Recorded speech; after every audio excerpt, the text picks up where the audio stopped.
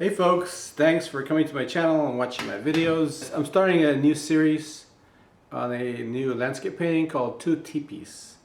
I don't know how many videos it's going to be, maybe 3 videos. This is the first part which focuses on the sky and clouds and the wash that I put on the canvas. So please enjoy this part 1 video and I look forward to doing part 2. And I want to thank you again for your support. As always, I start out with a general wash to get the overall mood and color of the painting. I'll be using my number 12 flat brush. And these are the colors I'm using. Cadmium yellow light, yellow ochre, brilliant green, and burnt sienna. And I always wet my brush. And I'm going to start with yellow ochre and just throw it down.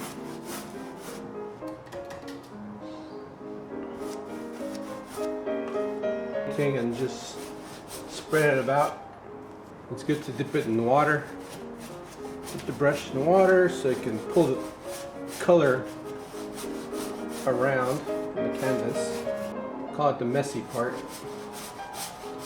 And we're going to have sky color up here, but it's okay to put yellow because I paint opaquely anyways. Sometimes I paint translucent, most of the time yellow, more yellow over here, and more pigment there. Now I'm going to go into the kind of yellow light,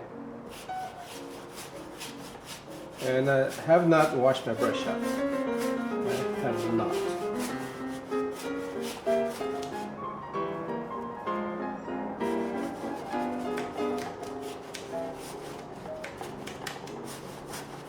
When I do my washes, I don't wash my brushes out because I want the colors to mix.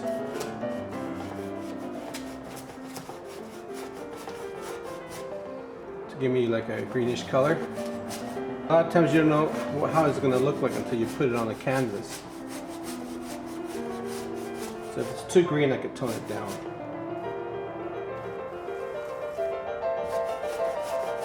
Tone it down with a little red, with a burnt sienna, as you can tell. A little too much red, so dip the brush in the water and push this around.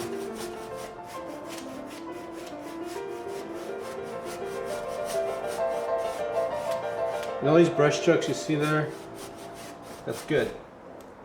You want to see that.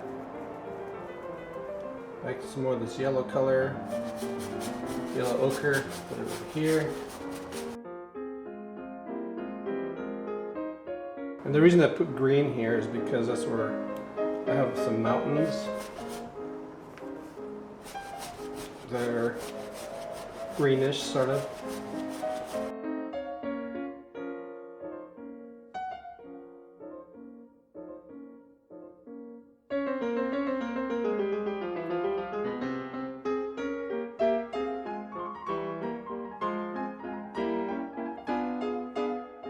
So it's good to carry the blue down here too. Just give you a heads up. It's okay if it turns green because, like I mentioned before, I paint opaquely.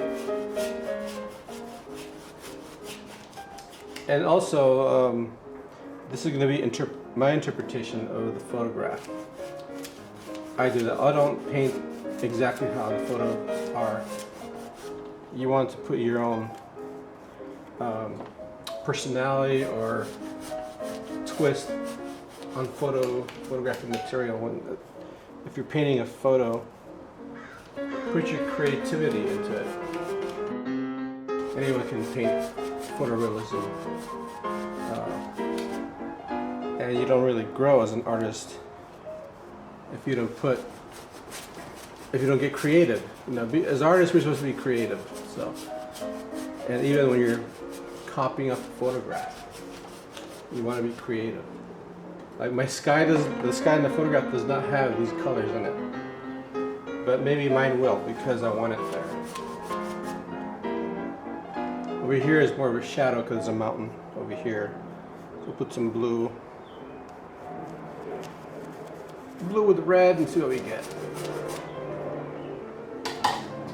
And the nice things about doing these color washes that I'm showing you is that it gives it a richness because there are many different colors in there.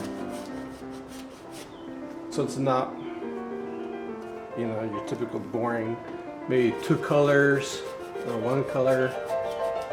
You want to make it look interesting because this by itself, this painting right now, this wash, it looks like a finished painting if I was doing like abstract. So hey, I'm done, here's my abstract piece. But guess what, that's too easy. So, this is going to be a landscape, I'm going to let this dry.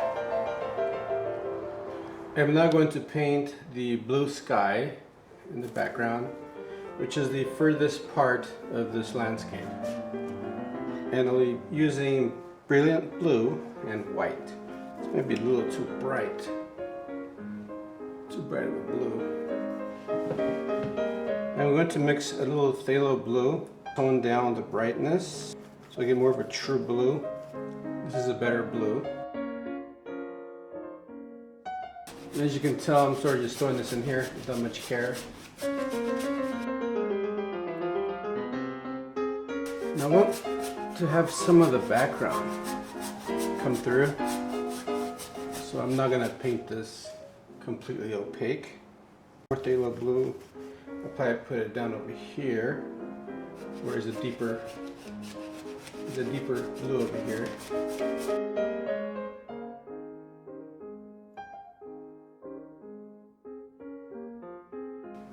Get some water, because it thickens up again. I'm going to try to blend this way. And that's the great thing about water, is that while the paint's still somewhat wet, just add some water and you're able to blend it, like if it was oil or something. So I like what I have going so far. I like the fact there's some green back here in the sky, which is perfect. We have a really nice phthalo blue here. I'm going to put a little bit just over here on the left.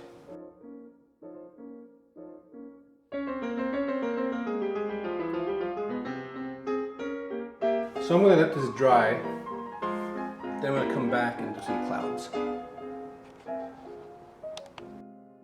I'll be using white, titanium white, and a touch of burnt umber, just to tone down the white a little bit. And maybe it's a little too brown, so a touch of yellow ochre too. And start throwing them down.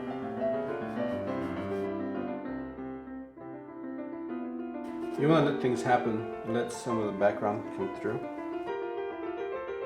And here I'm just going to dry brush the same color into here so it looks like a shadow. Because what I'm doing is letting the wash come through to act as a shadow. To white, and I'm going to have to let this dry.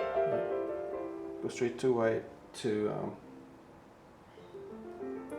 bring some of these details out to show volume and depth.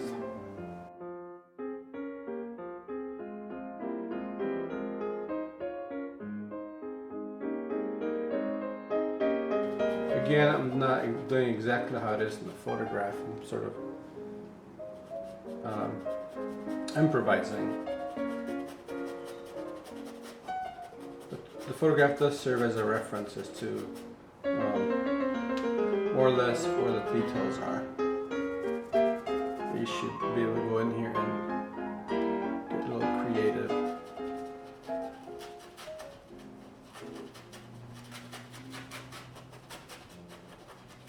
Have spots where the sky is coming through. It's always nice to see. Here, put some more cloud detail. On this right side, there's a lot of shadowy clouds. So that's what I'm going with this color here.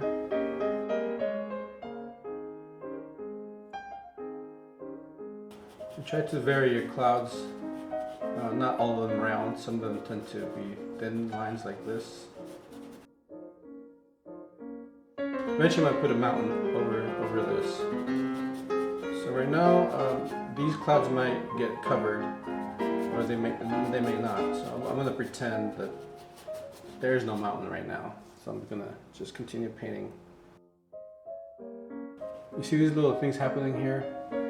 You want that. Don't cover it all. You want some, because that gives it volume. It gives some really beautiful volume. And we're going to have a little rebellious cloud here. So consider this sort of like the mid-tone of the cloud, this color I'm putting in here. That's the mid-tone. We have some smaller clouds just floating around.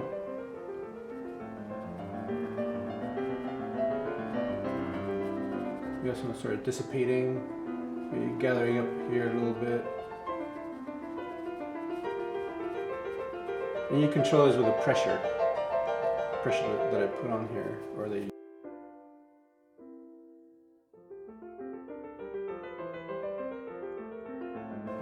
It's good to have little things happen like that, little accidental brush marks.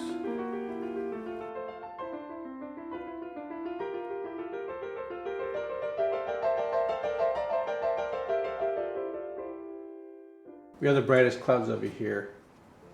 And there's some bright clouds over here.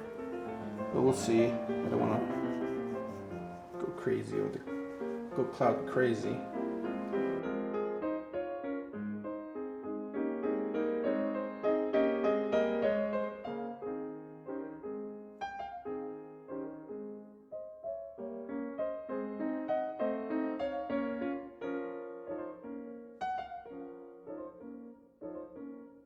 Lights that just pop up here and there.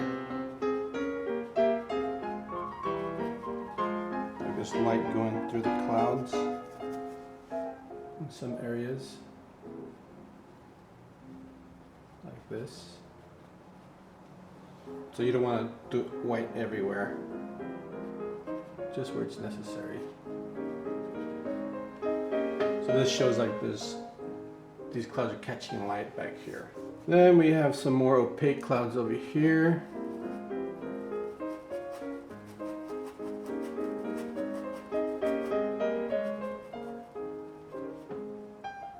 Like I said, there are brighter clouds on this side. Mostly all white. But I'm gonna leave some depth in there. And some cool stuff happening.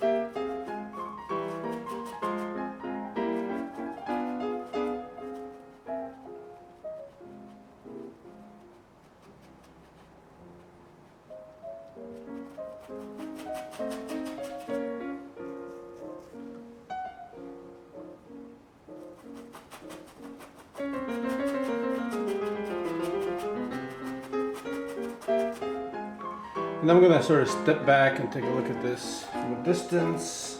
I may have to come back here with more white and touch things up.